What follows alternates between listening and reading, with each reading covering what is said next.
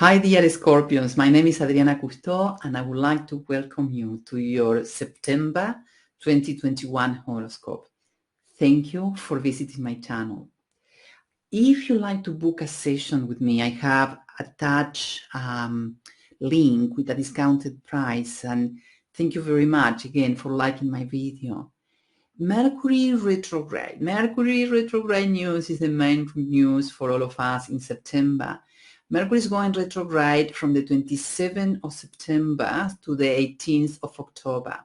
But we may start feeling the impact during the shadow period, a few days before and a few days after. Now, Mercury retrograde is really good for revising, redoing, reconnecting, remembering, everything with RE. So it's good for planning things before we launch, but wait for Mercury to go forward to launch things. It's also very good for using this slowdown period for regeneration, rest, rejuvenate. Things that we need to watch out during the Mercury retrograde is communication. So let's read everything not twice, but 4 times before we send that email. And, be extra careful if we have to sign a contract. Perhaps hiring an expert to review it will be a good idea. Things do tend to break down during Mercury retrograde, at least for me, it always happens, and it's, with communication devices and traveling, and communication breakdown. So I tend to ask myself always, do I need to make this extra major purchase now, or the major move, or the big decision during the retrograde, or can I just perhaps plan to do it when Mercury is moving forward? I noticed that things flow so much better when we do things during the Mercury, those specific things away from the Mercury retrograde. Now, the houses that you are going to have more activity during the month, I'd really like to focus on that because we can really anticipate and make the best of all these huge energetic, potentials. For you is the 11th house, which is the house of groups, friendships, community, and also the 12th house, which is the house that focus on the topics of spirituality, solitude, self-reflection. So those are the 2 houses that they are going to be the very busy ones during the month of September. And also keep in mind there is a full moon on the 21st or 20th that happened, in your case, in your 5th house, which is about pleasure, fun, creativity, and children. So let's dive into it. We start the month with the Sun and Mars in Virgo in your 11th house. That brings your attention to your groups, your friends, and you may like to focus on whether the groups you are belonging to are a values match for you. Are those groups and those friends supporting you in your long-term goals? This is really a great transit to cooperate also with others. Ask yourself, how do I service my groups? And specifically, perhaps being aware of all the skills and all the talents and your abilities that you bring to those groups. And be grateful of how you are supporting them. You may notice that during the month of September, you will be contributing to your groups and your friends with activities that have a ton of innovation. And there may be common projects that are becoming extremely efficient thanks to you. You may be interested in unconventional activities or ideas, or perhaps some humanitarian long-term goals. This month, you will have not only the drive to cooperate with others, but also being of service to others. And you will do that with a big drive, with strong motivation. And, you will notice how you make that project more efficient and productive. And you feel, so good about doing a good job. Now, the new moon is also in Virgo on the 7th in your 11th house.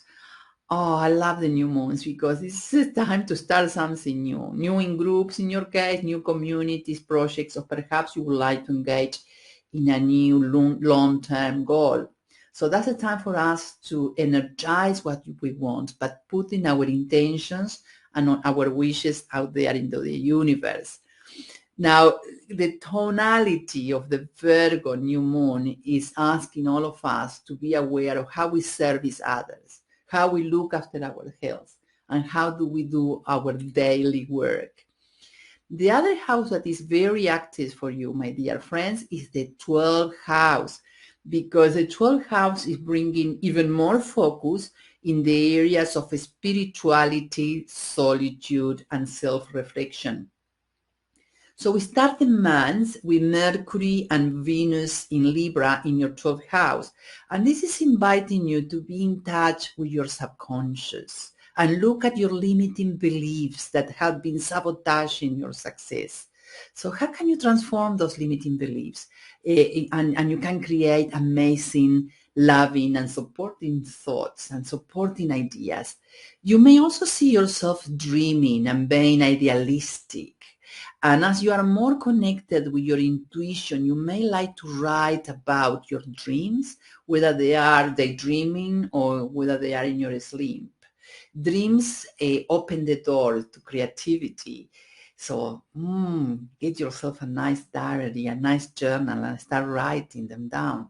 What a great blessing. In the 12th house also, Mars in Libra is going to be from the 15th of September.